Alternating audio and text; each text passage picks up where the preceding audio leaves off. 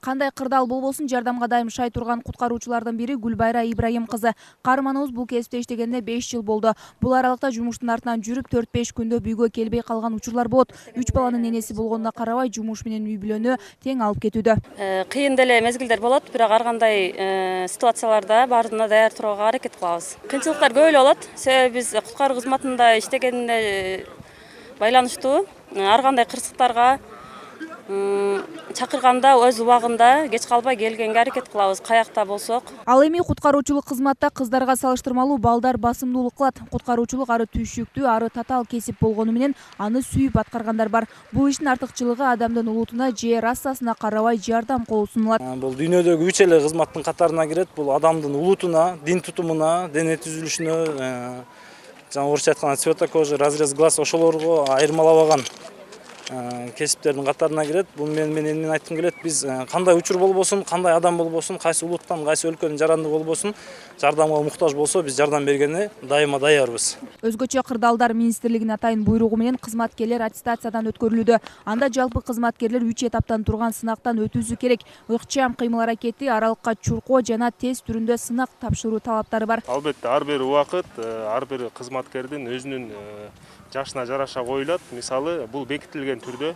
Мисалы деген 30 жашка чейин, 30-тан 40-ка чейин жана 40-тан өйдө деп 3 категорияга бөлүнгөн. Кызматкерлерди аттестациялоодон өткөрүү жалпы республика боюнча жүрүп жатат. Аттестациялоонун негизги максаты куткаруучулардын физикалык кыймыл аракетин жана жумушуна болгон жоопкерчилигин аныктоо. Куткаруучулар өздөрү эле 7-8 топко бөлүнүп кетет. Алар химиялык заттардан куткаруу, суу ичинде куткаруу жана фельдшерлер болуп бөлүнөт. Бүгүн дал ушул бардык тармактардагы куткаруучулар аттестациялоодон өтүп жатышат. Эгерде ушу 5 нормадан толук тапшыра албай бардыгынан эки алып калса болсо, албетте аны менен коштошууга туура келет.